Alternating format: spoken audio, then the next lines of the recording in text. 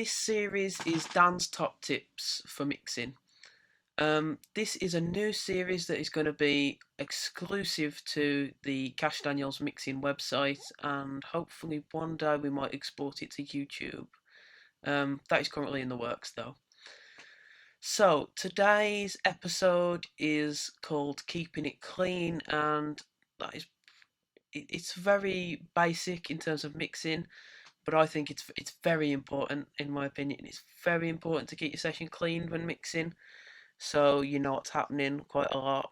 Um, so you know what's happening basically.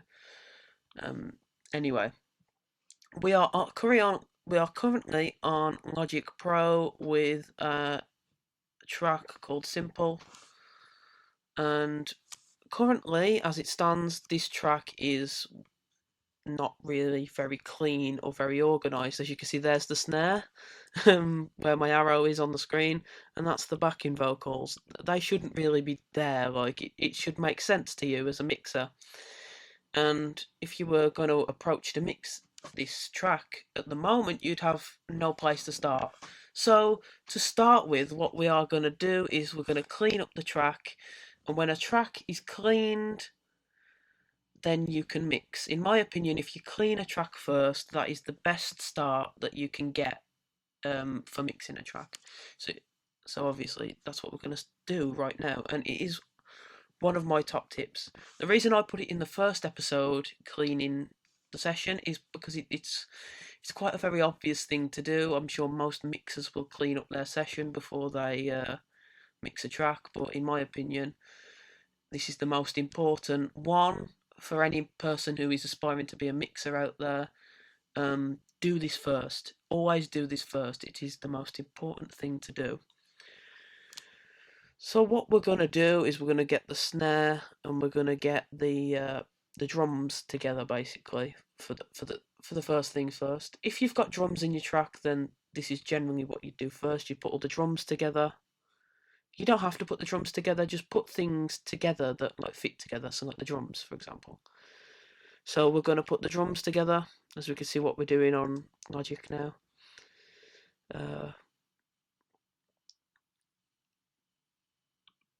Currently at the top, as you can see there, the ones I've highlighted, these are all the drums at the moment.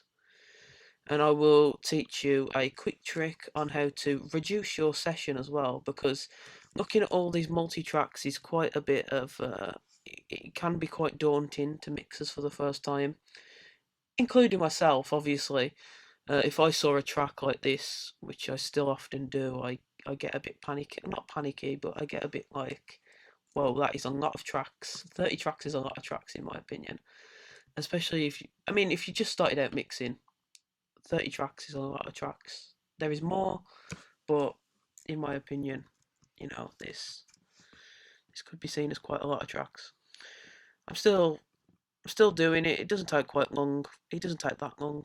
I'm just taking a bit longer to do this because I want to explain everything as best as I can.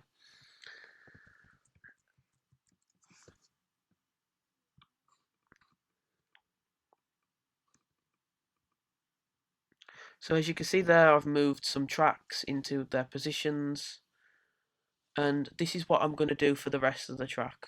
Be back soon. We're back now after doing that, and I have organised the session into their respective parts. So I'm going to highlight the drums that I've just all put together, and those are all the drums that are in this song. There's a snare, there's a kick drum, there's a hi-hat, floor tom, rack tom, and left overhead, right overhead. And those are the drums. And then obviously I've put bass, keys, organs, guitars, strings, the vocals, the lead vocals first, obviously, and then all your backing vocals and harmonies and all those other kind of stuff will be next and kind of after that. They all go into the same group. The next part of the session, the next part of this tutorial is actually going to be putting the renaming the um, renaming these side bits here. I don't know the names. Renaming the tracks basically is what I'm trying to say, and that's what we're going to do now. We are going to rename all the tracks. You do this by double clicking on the name, and you can change the name. For example, snare 1, I'm just going to turn into snare, because that is snare, or even snare drum, to make that quite easier for myself to look at. Kick drum is already done, but I'm going to remove some of the mumbo jumbo that you don't really need. There we go. Kick drum is now named. And then hi-hat, obviously I'm just going to remove the mumbo jumbo that you don't need, and that's not important. Some of it has like mic information, if that is useful to you. Sometimes they have the mic, so they'll say I used so it'll say kick drum SM57, and that'll just say I used an SM57 on this kick drum. If that matters to you, it doesn't necessarily matter, but maybe you have two hi-hats, and one's recorded with an SM57 and one's recorded with a really nice microphone. Then maybe you can choose between them, or mix them together, or merge them together. But anyway, so I'm going to keep renaming these now, and I will be back again when I've done that, and then I will teach you how to make the session easier for you to work with. Because when the session is easy for you to use, then it's easier for you to mix, if that makes sense. If you are able to, if the session is easy and you are able to understand the session, and you are unable, if you are able to understand the session, and if you are able to understand what's going on inside that session, you understand where everything goes now, then that makes it easier for you to mix the track as a whole, because then everything's clean. As I say, we're keeping it clean here, like the title says. As you can see here, the snare drum, kick drum, hi-hat. We've done all these for you while I was here, but these are the ones I done while these are the ones I'd done off camera.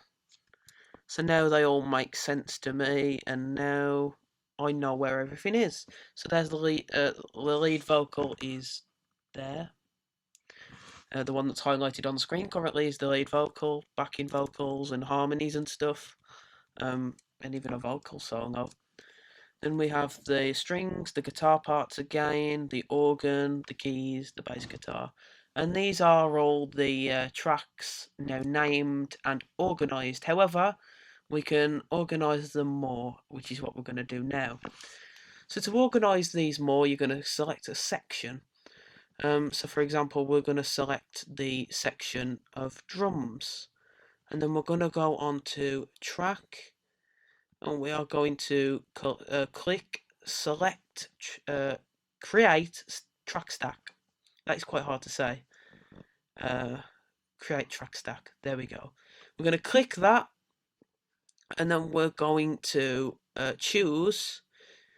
Sometimes it'll be on folder stack, but if it is on folder stack, click summing stack, and then click create, and then you have a sum.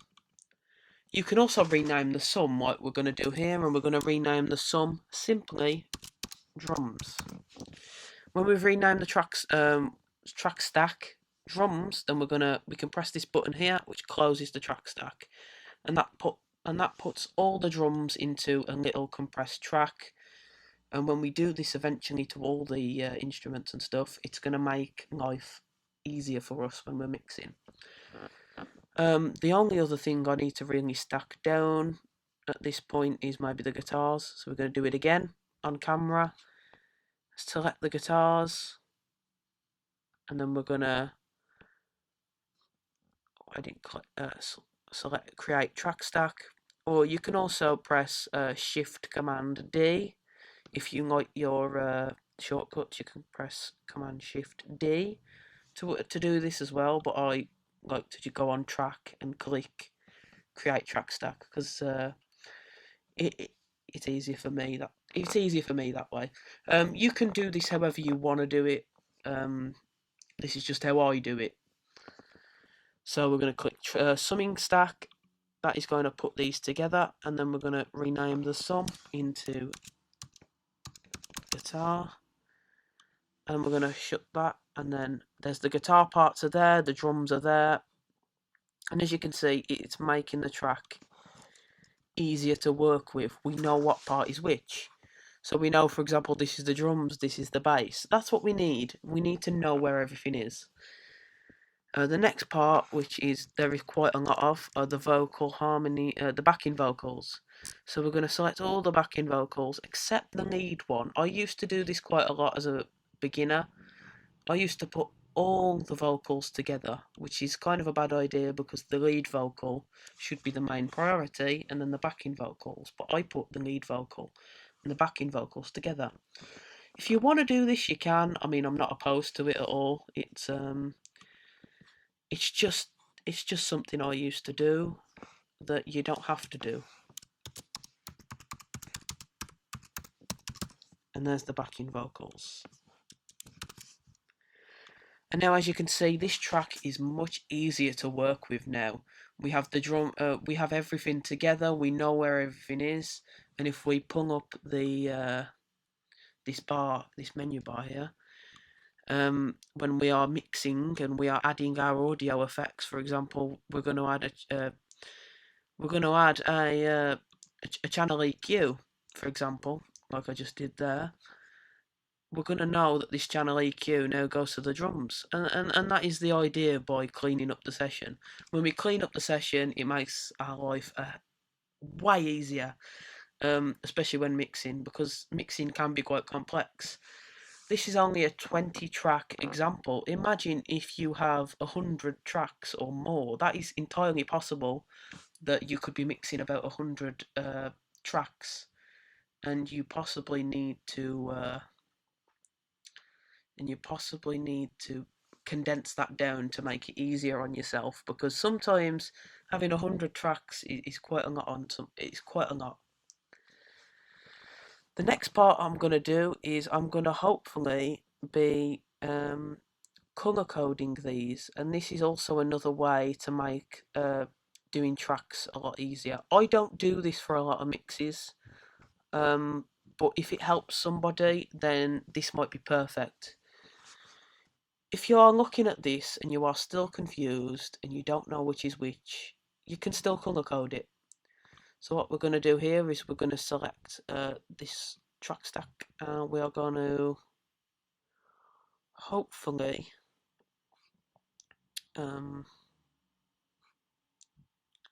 edit. We're hopefully going to change the colour of this track. Hopefully, anyway. Oh, oh no, not that. I haven't done this for a while, but we will see how it goes. Name and colour. So what we're going to do here is we are going to change the colour of this track, and the way you get onto this menu is selecting the track, obviously.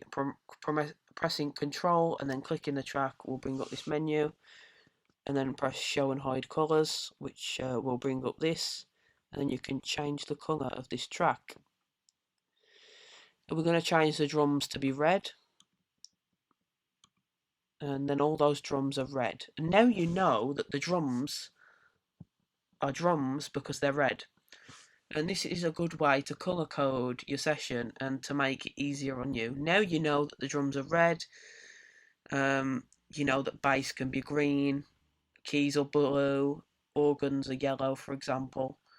And this makes this makes the whole having a track and knowing which is which even easier too.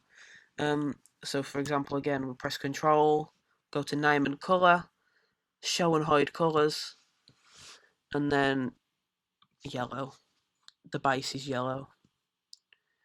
So do the same for keys. Control click, Name and Colour, Show and Hide Colours, and we're going to change this one to be green, and so on and so forth. And this is how we organise a session. it is. It's also quite fun to do. I think it's really fun to do. I really enjoyed this part. It's quite fun. I haven't done it for a while, so however, this can be really fun to do, and yeah. And as you can see here now, I've closed this and I've moved my face cam. We can see now that these are the colours that we have selected. Probably not the best colours that I've selected. I'll probably have to change these strings here. I'll do that now. So obviously control click, name and colour, show hide colours, and then change this one to like a better colour that's a bit different. One that makes sense anyway. We'll try just stick with a normal blue something. Anyway, that's it. That's that's the colour I'm gonna go for. There we go. Um, so now we know all the colours are related to a different instrument. This is another way that you can make your life way easier when mixing. You can sort everything out, and when you've sorted everything out, it kind of looks like this. You could sort it out by you can sort them out by changing the names, which is what I do, and then leaving it and then mixing, or you can change the colours as well and colour coordinate it. All of this is dependent on what you want. So to summarize everything here, really, it's just keep it clean, keep everything clean, and we will be fine. Thanks for tuning into part one of Dan's top tips for mixing on behalf of Cash Daniels Mixing, and I will see you in the next episode. Thank you very much.